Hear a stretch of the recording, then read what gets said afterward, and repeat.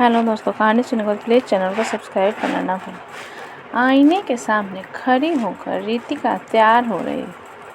उसने mini dress पहन रखे थे, लाल रंग की लिपस्टिक और आंखों में काजल लगाकर वो बहुत ही सुंदर दिख रही। उसने बाल में अच्छे से जूड़ा भी बनाया था। अपनी खूबसूरती को आईने में निहारते हुए गालों में पाउडर लगा रही। रितिका, थोड़ा टचअप और कर लेती हूँ। शादी में जाना है तो मेकअप तो थोड़ा हेवी होना चाहिए, तभी तो लोगों की नज़र दूल्हा दुल्हन के अलावा मुझ पर भी पड़ी। कुछ देर बाद वो पूरी तरह तैयार हो गई, लेकिन उसे डीओ नहीं मिल रहा था। उसने इधर उधर देखा, लेकिन डीओ नहीं दिखा। रितिका, ओह, ये डीओ कहाँ चला गया? यहीं तो रखा था। रवि से पूछती हूँ। उसके बाद उसने ऊंची हील वाली सैंडल पहनी और खटखट करती हुई ड्राइंग रूम में आई, जहाँ उसका हस्बैंड रवि मोबाइल में गेम खेल रहा था। रितिका, तुमने मेरा डीओ देखा है क्या? लेकिन रवि मोबाइल गेम में इतना व्यस्त था कि उसने अपनी वाइफ की बात सुनी ही नहीं। एक दो बार रितिका ने फिर से रवि से वही बात पूछी, लेकिन वो तो मोबाइल गेम में पूरी तरह घुसा हुआ। ये देखकर रितिका को गुस्सा आ गया और वो रवि के पास गई और उसके हाथ से उसका मोबाइल छीन लिया। रवि, अरे ये तुम क्या कर रही हो? ये बोलकर उसने जैसे ही अपनी पत्नी की ओर देखा, वो देखता ही रह गया। कुछ देर रितिका भी उसे घूरते हुए देखती रही और फिर कहा, रितिका, क्या बात है? तुम मुझे ऐसे क्यों देख रहे हो? पहले तुमने मुझे कभी देखा नहीं है क्या? रवि, तुम ये पहन कर जा रही हो शादी में, इस मिनी स्कर्ट में। रितिका, क्यों, कुछ खराबी है क्या इसमें? रवि, अरे नहीं, खराबी नहीं है, लेकिन तुम्हें पता है ना कि कितनी ठंड है बाहर। हर दिन न्यूज़ में ठंड की कहर की खबर छप रही। अगर तुम ऐसी ड्रेस में जाओगी तो लोग क्या कहेंगे? रितिका, शादी के पहले तो तुम बड़े मॉडर्न बनते थे, शादी के बाद तुम भी टिपिकल मर्द हो गए। अरे लोग क्या कहेंगे, ये सोचकर मैं कपड़े पहनना छोड़ दूँ? अजी सुनो, मुझे नहीं जाना तुम्हारे साथ शादी में, तुम ही जाओ अकेले। ये कहकर रितिका गुस्से में अपने कमरे में जाने लगी तो रवि ने उसका हाथ पकड़ लिया। रितिका, छोड़ो मेरा हाथ। सारे के सारे मर्द एक जैसे ही होते हैं। शादी के पहले उनका अलग चेहरा होता है और शादी के बाद तो उन्हें लगता है कि औरतें बस उनके इशारों पर चलते रहें। वो चाहे औरत वही करे, जो चाहे पहने, जो चाहे खाए, जहाँ वो जाए औरतें जाएं। अरे आप लोग को पत्नी नहीं, दासी चाहिए। रवि, रितिका, देखो तुम बात को क्यों खींच रही हो? रितिका, मैं खींच रही हूँ? लो कर लो बात।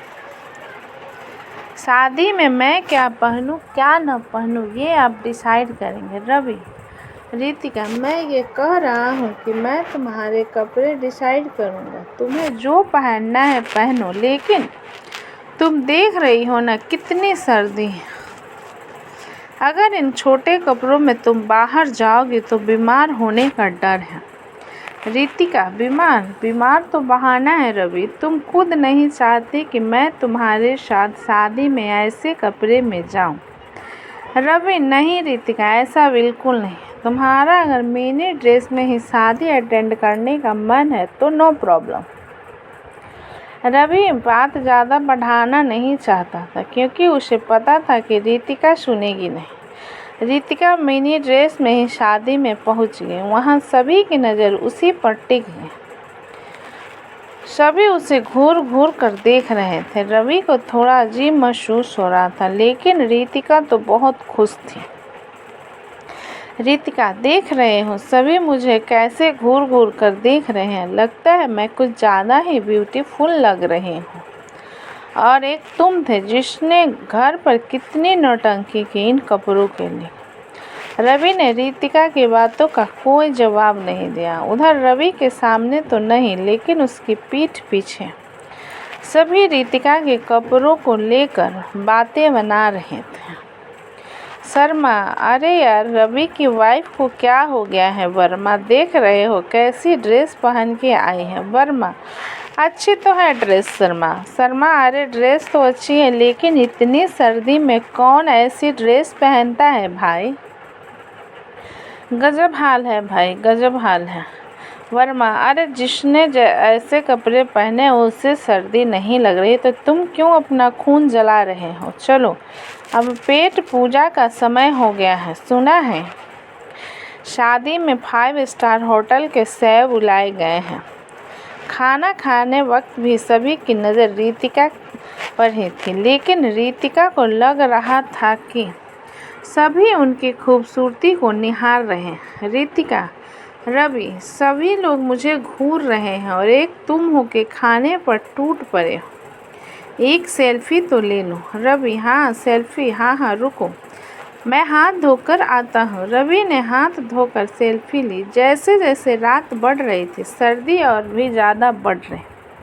सभी लोगों ने तो गर्म कपड़े पहन रखे थे, उन्हें कुछ खास फर्क नहीं पड़ रहा था, लेकिन रितिका की हालत अब थोड़ी ख़राब हो रही थी। रितिका, रवि, बहुत ठंड लग रही है, अब घर चले। रवि, घर शादी देखनी नहीं है क्या तुम्हें? रितिका, नहीं रवि, इतना पेशेंस नहीं है मुझ में। रवि और रितिका अपनी कार से घर वापस लौट आए। अगले दिन रितिका ने रवि को कांपते हुए जगाया। रितिका, रवि, रवि उठो ना। रवि, क्या हुआ? रितिका, तुम इस तरह कांप क्यों रहे हो? रवि ने रितिका के सिर पर हाथ रखा तो वो तवे की तरह गर्म था। रवि, रितिका, तुम्हें तो तेज बुखार है। रवि ने अपनी बात भी खत्म नहीं की थी कि रितिका ने कहा, रितिका, रवि, उल्टी उल्टी आ रही है मुझे, वॉशरूम में ले चलो मुझे। रितिका को लगातार उल्टी तो हो ही रही थी, उसे दस्त भी लग गए थे। रितिका, रवि, बहुत वीकनेस लग रही है, बहुत ही ज़्यादा। ये कहकर रितिका ज़मीन पर गिर पड़ी। उसे सांस लेने में भी अब दिक्कत हो रही थी। रवि, रितिका, क्या हुआ तुम्हें? आंखें खोलो अपने। रितिका का शरीर ठंडा होता जा रहा था। उसकी हालत देखकर रवि बहुत डर गया और उसी समय उसे अपनी पीठ पर लाद कर नीचे ले गया और फिर कार से हॉस्पिटल। डॉक्टरों ने रितिका का चेकअप किया। डॉक्टर उन्हें इमीडिएट एडमिट करिए, इनकी हालत बिल्कुल ठीक नहीं है। रितिका को आईसीयू में एडमिट किया गया। उसे ऑक्सीजन सपोर्ट पर रखा गया क्योंकि वो ठीक से सांस नहीं ले पा रही थी। पूरी रात वो उसी तरह अस्पताल में रहे। रवि, डॉक्टर साहब, आखिर आप लोग कुछ बोलते क्यों नहीं? अच्छी भली तो थी मेरी बीवी, अचानक से उसे ऑक्सीजन सपोर्ट पर क्यों रखा है आपने? कोई चिंता की बात है क्या? डॉक्टर, हाँ, चिंता की बात तो है। उनका जस्ट पूरी तरह से जाम हो गया है, सीवियर निमोनिया हो गया है। उन्हें भयानक ठंड लगी है। हम दवाई से जस्ट क्लियर करने की कोशिश कर रहे हैं। अगर उससे हो गया तो ठीक, नहीं तो हमें किसी और तरीके से जस्ट का बलगम निकालना होगा। जब तक जस्ट क्लियर नहीं होगा वो ठीक से सांस नहीं ले पाए। डॉक्टर की बात सुनकर रवि का चेहरा पीला पड़ गया। उसे कल रात की सारी बात याद आ गई। रवि मन में, मैंने कितना मना किया था उसे, लेकिन उसने मेरी बात मानी नहीं। ईश्वर, रितिका को ठीक कर दो। पूरी रात रवि रितिका के लिए भगवान से प्रार्थना करता रहा, लेकिन अगले 2 दिन तक रितिका की तबीयत में कोई सुधार नहीं आया। और तीसरे दिन की बात है, रात का समय था। रवि अस्पताल के बाहर बैठा हुआ था, उसे नींद आ रही थी। तभी एक डॉक्टर उसके पास आए और उन्होंने कहा, डॉक्टर, आई एम सॉरी, हम आपकी पत्नी को नहीं बचा सके। डॉक्टर के ये बात सुनकर रवि की आंखें के आगे अंधेरा छा गया। वो भागा भागा आईसीयू में गया और वहां जाकर उसकी सांस थम सी गई। सफ़ेद कपड़ों में लिपटी उसकी रितिका शान से लेटी हुई थी। रवि, रितिका तुम मुझे ऐसे छोड़कर नहीं जा सकती। कैसे जीऊँगी मैं तेरे बिना, कैसे? प्लीज़ रितिका, उठ जाओ मेरे खातिर, प्लीज़ उठ जाओ। मुझे इस तरह के सफ़र में अकेला छोड़कर मत जाओ। डॉक्टर, आप इस तरह चिल्ला क्यों रहे हैं? रवि, डॉक्टर, मेरी पत्नी मर गई। डॉक्टर, ये आप क्या कह रहे हैं? आपकी पत्नी अब खतरे से बाहर है। यही कहने तो मैं आया हूँ। आप उनसे मिल सकते हैं। रवि को अपने कानों पर विश्वास नहीं हो रहा। रवि मन में, इसका मतलब वो जो देख रहा था वो सब सपना था। हे भगवान, कितना बुरा सपना था। वो भागकर आईसीयू में गया। रितिका अब होश में आ चुकी थी। उसने जैसे ही रवि को देखा तो वह जोर जोर से रोने लगी। Ritika, I am sorry Ravi, I am sorry. मैंने अपनी गलती के कारण तुम्हें बहुत परेशान किया ना। सॉरी, अब मैं कभी छोटे कपड़े नहीं पहनूंगा। रवि, नहीं रितिका, कपड़ों में बुराई नहीं है, बस हर कपड़े का एक समय होता है। अब स्विमिंग पूल में हम लुंगी पहन कर रहेंगे तो कितने फनी लगेंगे, क्यों, है ना? रवि की बातों को सुनकर रितिका ने उसे मुस्कुराते हुए गले लगा लिया। आज की ये खास और मज़ेदार कहानी आपको कैसी लगी मुझे कमेंट बॉक्स में ज़रूर लिखें। अच्छी लगे तो प्लीज़ चैनल को लाइक करें, सब्सक्राइब करें एंड शेयर करें।